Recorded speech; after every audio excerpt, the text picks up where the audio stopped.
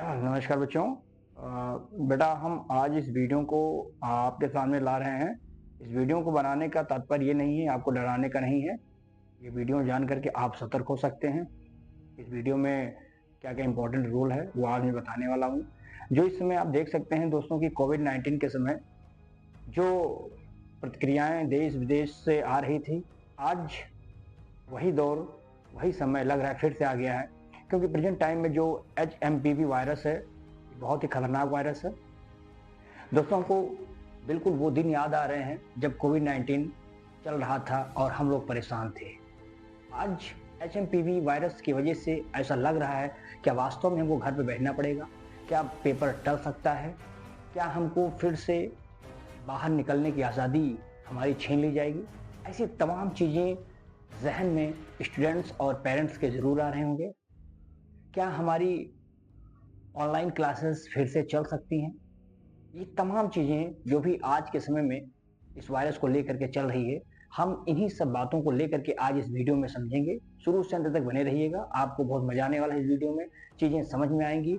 कम से कम आप सतर्क रहेंगे, लोगों को सतर्क कर सकते हैं, ठीक है?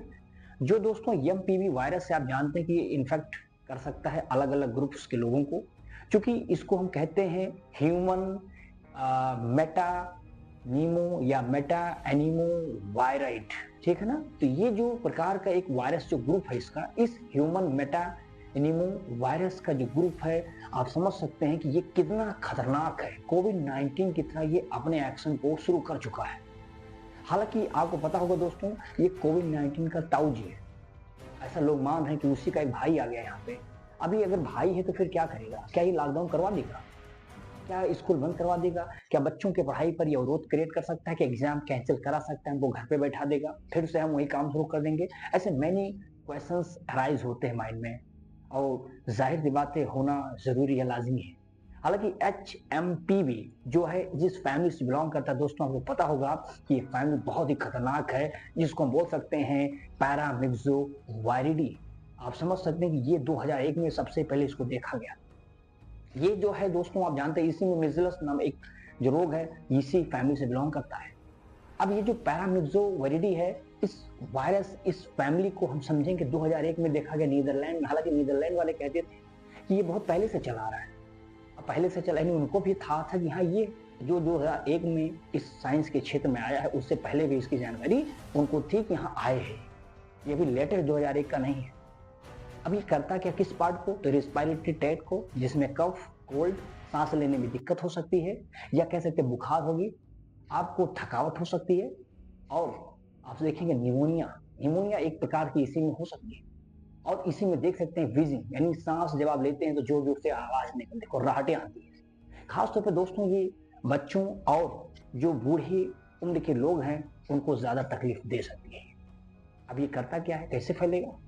तो जो रिस्पायरेटरी ड्रॉपलेट्स होते हैं, सांस लेते समय, छींकते समय जो उड़ रहे हैं हवाओं में, वो कहीं ना कहीं जाते हैं, यानी लोगों के डायरेक्ट कॉन्टैक्ट से भी आते हैं। क्लोज इन्वायरमेंट, जो ऑफिस है, स्कूल है, क्लोज है, वहां पर जैसे कि निमोनिया, सॉरी जैसे कोविड-19 था, ठीक वही चीज आज हमें देखने को मिल रहा है।